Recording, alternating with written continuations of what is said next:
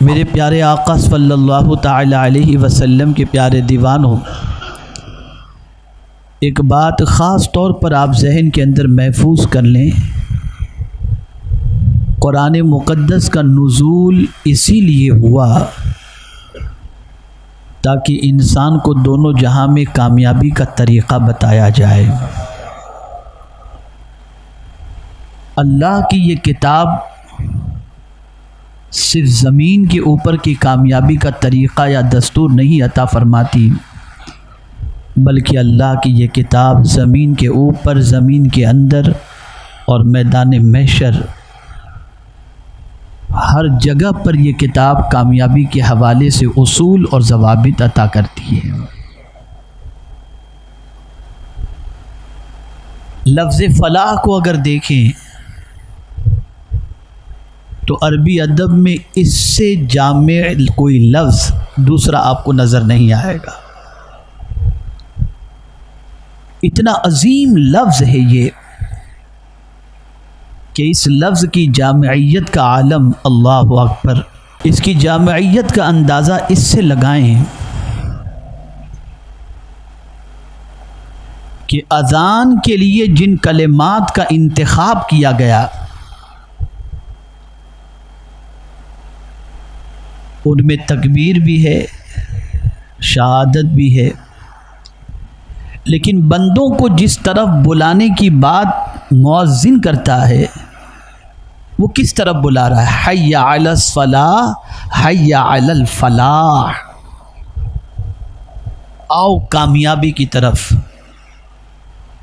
اس کا مطلب یہ نہیں کہ مسجد میں آؤ گے تو صرف آپ کو دنیا کی کامیابی ملے گی، نہیں، دونوں جہاں کی کامیابی چاہتے ہو تو آ جاؤ مسجد کی طرف، اللہ تمہیں دونوں جہاں میں کامیابی عطا فرما دے گا۔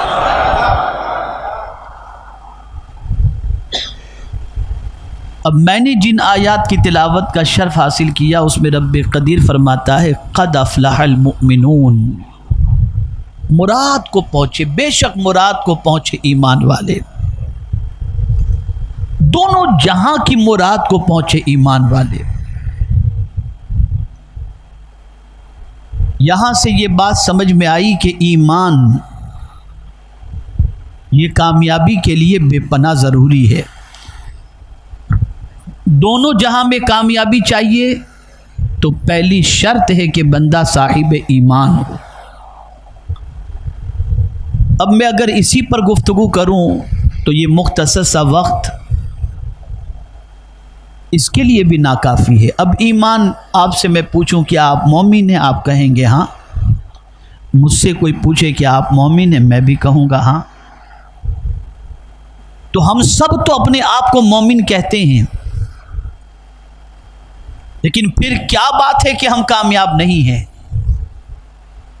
دنیا میں سب سے زیادہ اگر پیروں تلے روندے جانے والی کوئی قوم ہو تو مسلمان ہے۔ سب سے زیادہ پیروں پہ آنے والی اور ٹھوکروں میں آنے والی اگر کوئی قوم آج کے دور میں ہے تو مسلمان ہے۔ سب سے زیادہ پستی کی طرف جانے والی اگر کوئی قوم نظر آئے گی تو مسلمان ہے۔ تو قرآن تو کہتا ہے کہ مراد کو پہنچے، بے شک مراد کو پہنچے ایمان والے۔ تو اب یہاں میں آپ کو سمجھا دوں، تھوڑا سا قرآن کی روشنی میں اپنے ایمان کو جانچنے کی کوشش کریں کہ جو ایمان قرآن چاہتا ہے وہ ایمان ہمارے پاس ہے یا نہیں۔ اب آئیے، قرآن کسے مومن کہتا ہے؟ تو قرآن کہتا ہے انما المؤمنون الذین اذا ذکر اللہ وجلت قلوبہم وَإِذَا تُلِيَتْ عَلَيْهِمْ آيَاتُهُ زَادَتْهُمْ ایمانا۔ مومن وہی ہے کہ جب اس کے سامنے اللہ کا نام لیا جائے، اللہ ذکر کیا جائے تو اس کا دل لرزنے لگتا ہے۔ یہ ہے مومن۔ یہ وجلت کے معنی جو ہوتا ہے لرزنا، کانپنا، اس کو مفسرین اور صوفیہ اس طریقے سے کہتے ہیں کہ جس طریقے سے کرنٹ لگتا ہے اور بندہ ہل جاتا ہے، بس اسی طریقے سے جب کسی مومن کے سامنے اللہ کہا جائے تو اس کا دل کانپنے لگ جاتا ہے۔ اب تلاش کر لیجئے ایسے مومن کہاں ملیں گے آپ کو. اسی لیے لاکھوں کروڑوں میں ہونے کے بعد بھی وہ ایمان اور وہ ایمانی اوصاف جو ایک مومن میں ہونے چاہیے وہ نہ ہونے کی وجہ سے آج ہماری پوزیشن یہ ہے کہ ہم جھاگ کی طرح ہیں کہ ہماری نہ کوئی قیمت ہے، نہ ہمارا کوئی روب ہے، نہ ہمارا کوئی دبدبہ ہے. اور جن کے پاس ایسا ایمان تھا کہ ان کے سامنے اللہ کہا جائے تو دل لرزنے لگ جائے، تو وہ تنہا تھے تو لاکھوں پر بھاری تھے. وہ تنہا تھے تو لاکھوں پر بھاری تھے. اور پھر قرآن کہتا ہے وَإِذَا تُلِيَتْ عَلَيْهِمْ آيَاتُهُ زَادَتْهُمْ ایمانا، اور جب ان کے سامنے آیات کی تلاوت کی جاتی ہیں تو ان کا ایمان بڑھتا چلا جاتا ہے.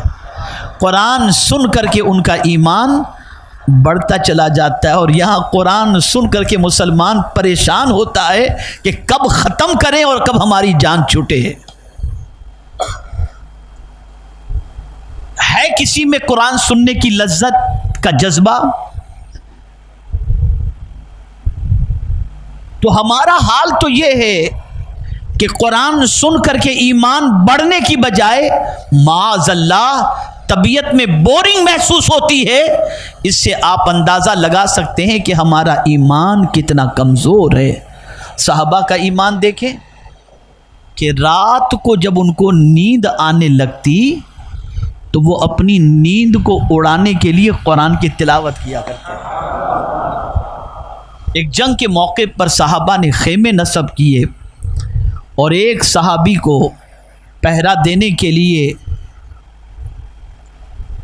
مقرر کیا گیا کہ قافلے والے خیمے کے اندر آرام کریں گے اور آپ میں کون ہے جو پہرا دے گا، رات بھر شب بیدار، رات بھر جاگ کر کے اس خیمے کی حفاظت کرے گا، صحابہ کی حفاظت کرے گا. ایک صحابی تیار ہوئے اور وہ رات بھر جگنے کے لیے اور پہرا دینے کے لیے آمادہ ہوئے. جب سب سو گئے تو رات کے آخری پہر میں ان کو بھی جھپکیاں آنے لگیں تو وہ کیا کیے، وضو کی اور کھڑے ہو گئے قرآن پڑھنے کے لیے. نماز شروع کر دی اور قرآن پڑھنا انہوں نے شروع کیا. اب قرآن میں اتنے مو ہو گئے تھے کہ دشمنوں نے دیکھا کہ یہ تو نماز میں ہے، اب پہرے دار نماز میں ہے، سب سو رہے ہیں، چلو تیر کی بارش کی جائے. تو مسلمانوں پر تیروں کی بارش جب ہوئی تو تیروں کی سرسر کی آواز بھی ان کو نماز سے ہلا نہ سکی. صحابہ بیدار ہوئے اور بیدار ہو کر کے ان کو محسوس ہوا کہ تیروں کی بارش ہو رہی ہے. باہر دیکھ کر کے باہر نکلے اور دیکھا پہرے دار کیا کریں، تو دیکھا پہرے دار تو نماز کے اندر مصروف ہیں. اللہ اکبر. سرسر کی آواز جو ہے یہ سونے والوں کو تو جگا دی لیکن جو نماز میں مصروف تھے اس صحابی کو پتہ ہی نہیں چلا. جب نماز انہوں نے ختم کی تو لوگوں نے پوچھا کیا تمہیں نہیں معلوم کہ دشمنوں نے تیروں کی بارش کر دی؟ کہا واللہ میں نے ایسی سورت کی تلاوت شروع کی تھی کہ جس کی لذت میں اتنا ڈوب گیا تھا کہ کیا ہو رہا ہے مجھے اس کی خبر ہی نہیں تھی. یہ ہے قرآن.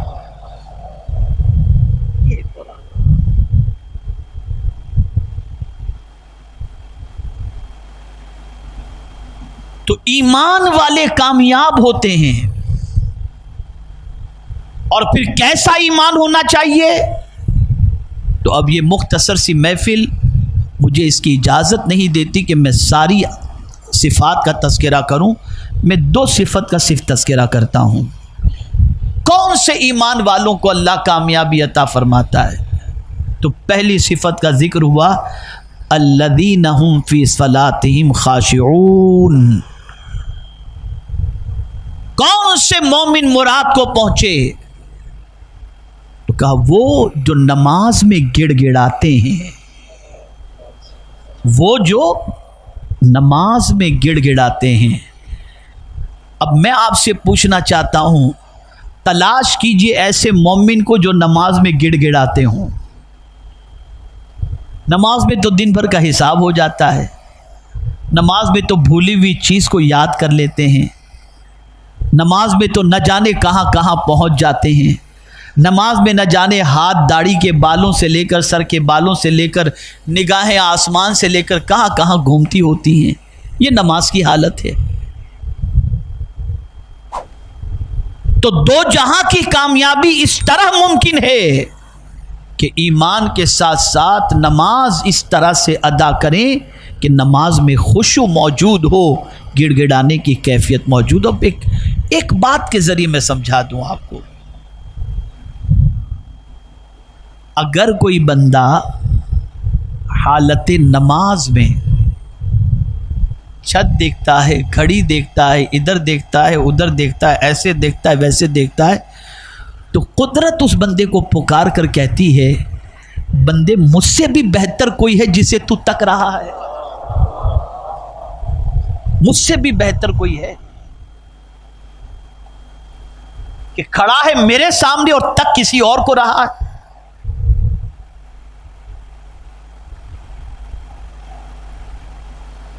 وہ کیفیت نماز کے اندر ہماری نہیں رہی جو ہمیں کامیابی کی طرف لے کر کے جائے۔ یہی وجہ ہے مسجد کی ٹوپی لگا کر مسجد میں نماز پڑھے، مسجد میں ٹوپی اتارے، نماز پڑھ کر باہر نکلے اور کوئی لڑکی نکلی تو گھور کر کے دیکھنے لگ گئے، تھوڑی دیر بھی نماز کا اثر ہماری زندگی پر نظر نہیں آتا، کیونکہ وہ نماز ہم نہیں پڑھتے، ہم تو ایک بوجھ ہے جسے اتار کر چلے جاتے ہیں۔ مراد کو وہ پہنچے جو نماز میں گڑ گڑاتے ہیں، اللہ اکبر اللہ اکبر، گڑ گڑانے کی کیفیت۔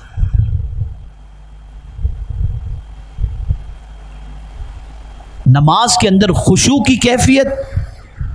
تو میرے پیارے آقا صلی اللہ تعالی علیہ وسلم کے پیارے دیوانوں، رسول اعظم صلی اللہ علیہ وسلم کے ارشاد کی روشنی میں اسے سمجھیں۔ آقا کریم صلی اللہ علیہ وسلم نے دیکھا ایک بندے نے نماز ادا کی اور نماز ادا کر کے حضور سے ملنے کے لیے پہنچے، اور انہوں نے کہا آقا کریم صلی اللہ علیہ وسلم سے السلام علیکم۔ سرکار صلی اللہ علیہ وسلم نے فرمایا وعلیک السلام، جاؤ دوبارہ نماز پڑھو۔ نماز پڑھ کر کے آئے تھے، لیکن سرکار نے فرمایا دوبارہ نماز پڑھو۔ گئے، نماز پڑھ کر پھر آئے، پھر سلام کیا حضور کو، تو میرے آقا صلی اللہ علیہ وسلم نے فرمایا وعلیک السلام، جاؤ دوبارہ نماز پڑھو۔ پھر گئے، وہ نماز پڑھے، پھر نماز پڑھ کر کے آئے، سرکار کو انہوں نے سلام کیا، آقا کریم صلی اللہ علیہ وسلم نے جواب دیا اور فرمایا پھر نماز پڑھو۔ تو اب وہ عرض کرنے لگتے ہیں سرکار نماز کیسے پڑھوں؟ پڑھ کر ہی تو آ رہے تھے نا، پھر بھی حضور فرما رہے تھے نماز پڑھو، تو اب وہ پوچھتے ہیں کہ سرکار نماز کیسے پڑھوں؟ تو میرے آقا صلی اللہ علیہ وسلم نے فرمایا رکوع بھی اطمینان سے کرو، رکوع سے جب کھڑے ہو قوما میں آؤ تو پورے کھڑے رہو، اطمینان سے قوما کرو، سجدے میں جاؤ اطمینان سے سجدہ کرو، قاعدے میں بیٹھو تو اطمینان سے، سارے ارکان کو صحیح طور پر اطمینان سے ادا کرو، تب جا کر کے تمہاری نماز مکمل ہوگی۔ ہمارے یہاں کیا حال ہے؟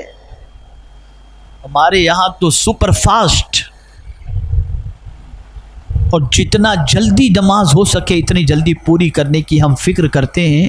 تو یاد رکھیں میرے پیارے آقا صلی اللہ تعالی علیہ وسلم کے پیارے دیوانوں، فرض تو ادا ہو جائے گا، برکتیں حاصل نہیں ہو سکتی۔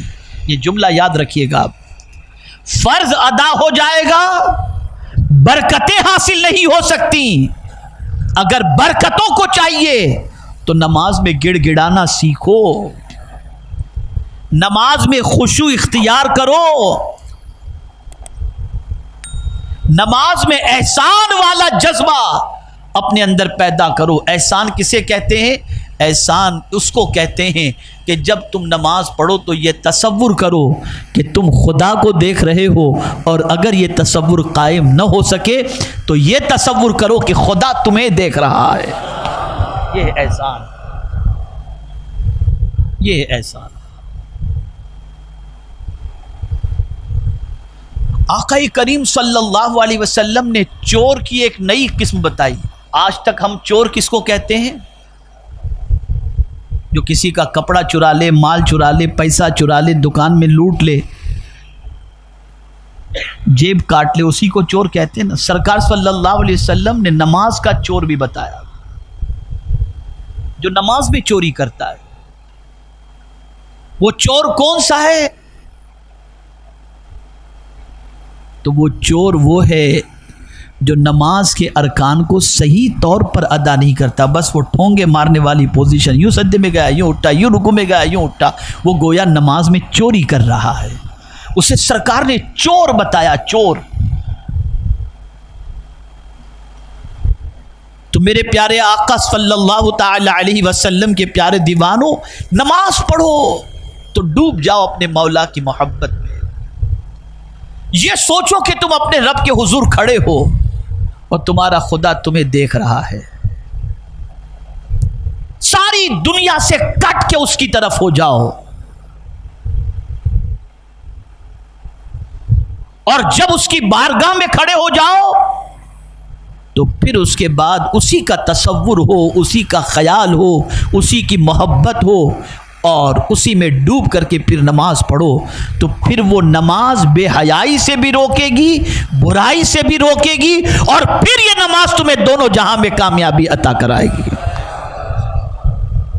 اب یہ بھی تفصیل طلب موضوع ہے، صحابہ کا خشوع کیسا تھا، خشوع سے متعلق آقا کریم صلی اللہ علیہ وسلم کا ارشاد کیا، اور یہ آپ سمجھ لیں کہ یہ میں نے صرف 4 آیتیں آپ کے سامنے پڑھی ہیں، کم و بیش 9 صفات کا ذکر ہے۔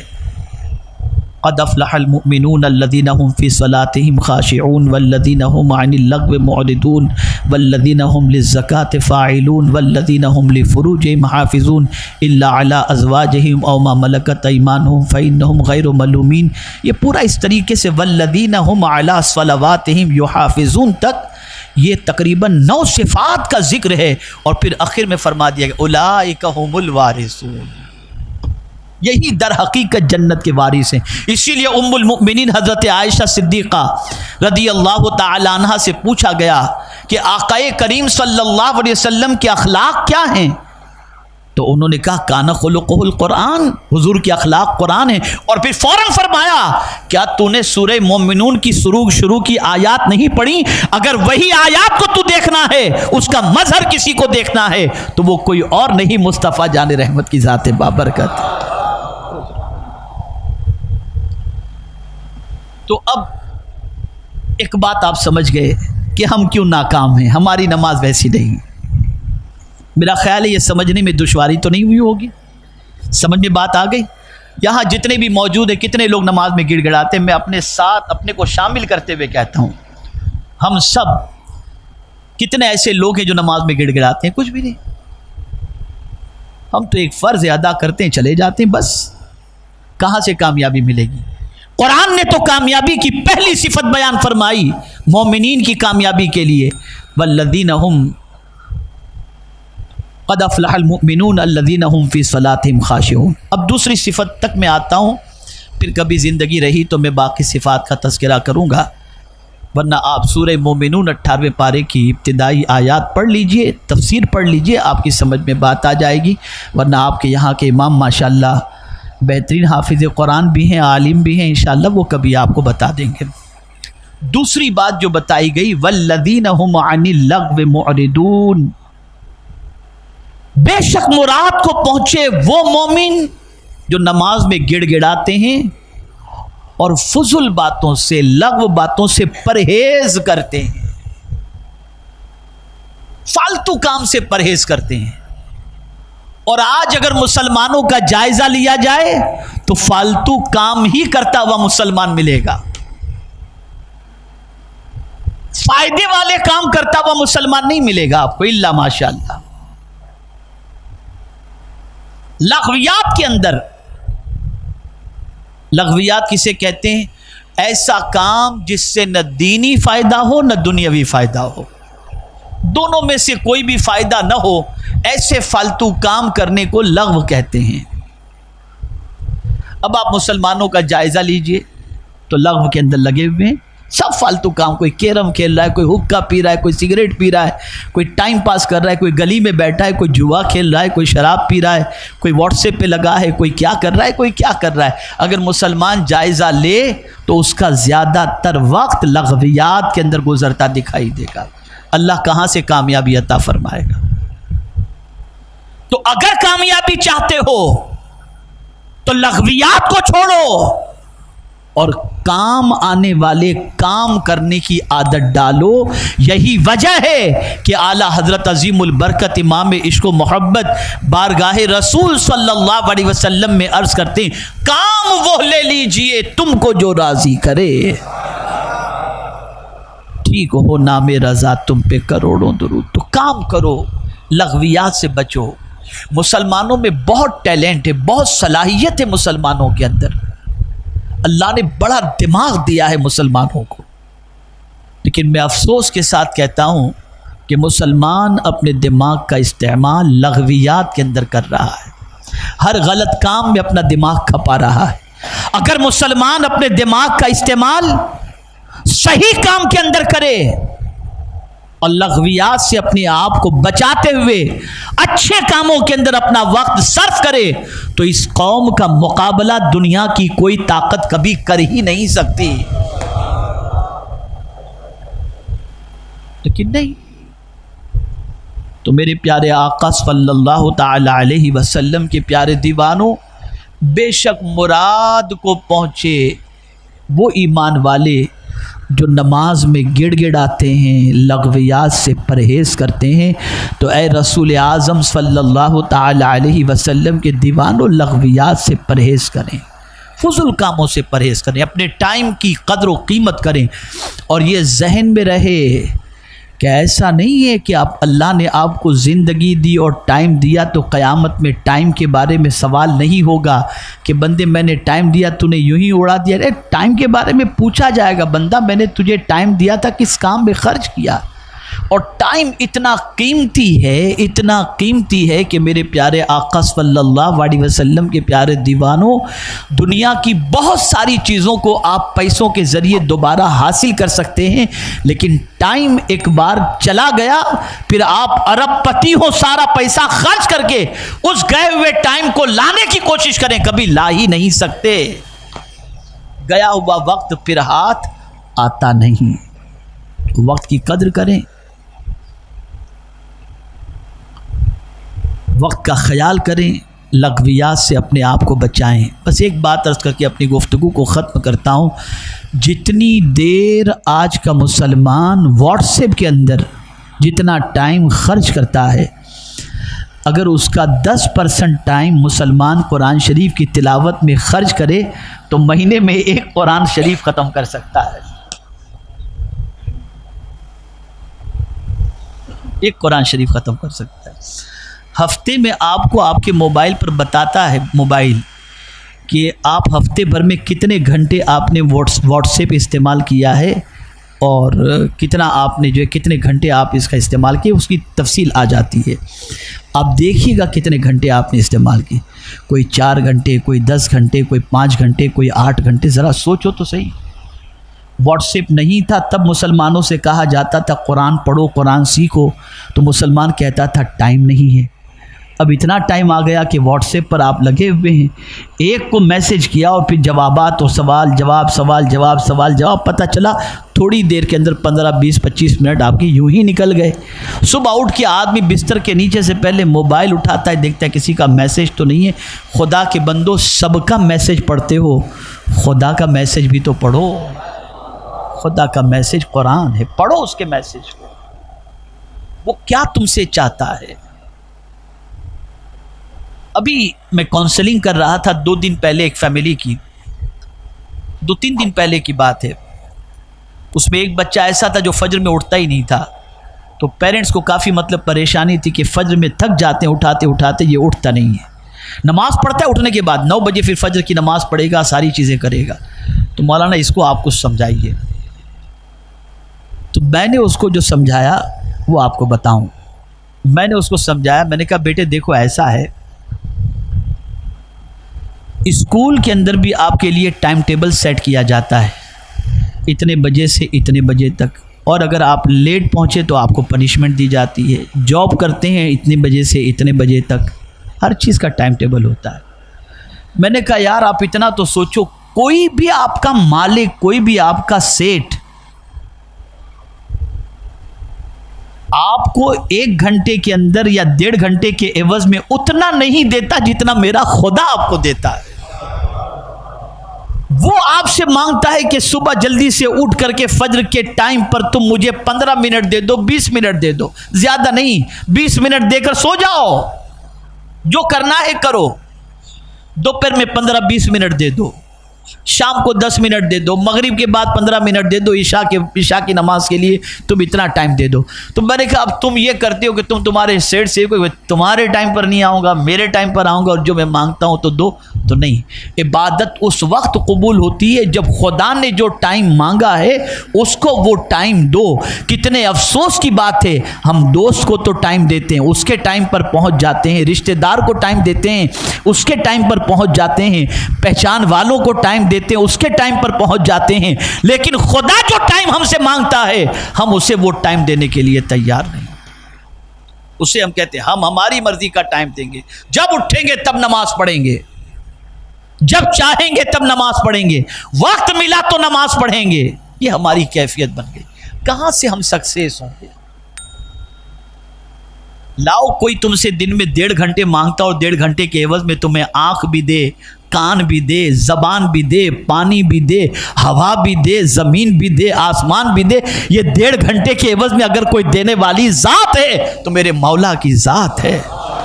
وہ تم سے صرف 1.5 گھنٹے لے رہا ہے اور تمہیں ساری نعمتیں دے رہا ہے، بن مانگے دے رہا ہے۔ لاک ڈاؤن میں لوگوں نے پگار دینا تو بند کر دیا، جاب سے نکال دیا، میرے مولا نے ہوا بند نہیں کی، پانی بند نہیں کیا، سبزی بند نہیں کی، جو نیچرل چیزیں تھی اللہ نے اس کو جاری رکھا کہ تمہارے مشن اور تمہارے کام کو لاک ڈاؤن کر لو۔ میرا معاملہ تو یہ ہے، میں اپنے مشن کو لاک ڈاؤن نہیں کرتا، میرا سلسلہ میرے بندوں پر پہلے جیسا جاری تھا ویسا ہی جاری و ساری رہے گا۔ ہوا بھی چلتی رہی، پانی بھی ملتا رہا، سب کچھ ہوتا رہا، پھر بھی ہم خدا کے نہیں ہوتے اور اس کی طرف جھکنے کے لیے تیار نہیں، اور چاہتے ہیں کہ ہمیں کامیابی مل جائے، تو کامیابی آسان نہیں۔ تو میرے پیارے آقا صلی اللہ علیہ وسلم کے پیارے دیوانوں، سوچ بدلو، اور کامیابی کا نسخہ جو ہے نا یہ تمہیں سیریل کے اندر نہیں ملے گا، قرآن کے اندر ملے گا، اور مصطفیٰ جان رحمت صلی اللہ علیہ وسلم کی سیرت میں ملے گا۔ اللہ رب العزت جل جلالہ آقا کریم رؤوف الرحیم علیہ التحیۃ والتسلیم کے صدق و توفیل مجھے، آپ کو، سب کو قرآن و حدیث پر عمل کی توفیق نصیب فرمائے۔ وما علینا الا البلاغ المبین۔ السلام علیکم ورحمۃ اللہ وبرکاتہ۔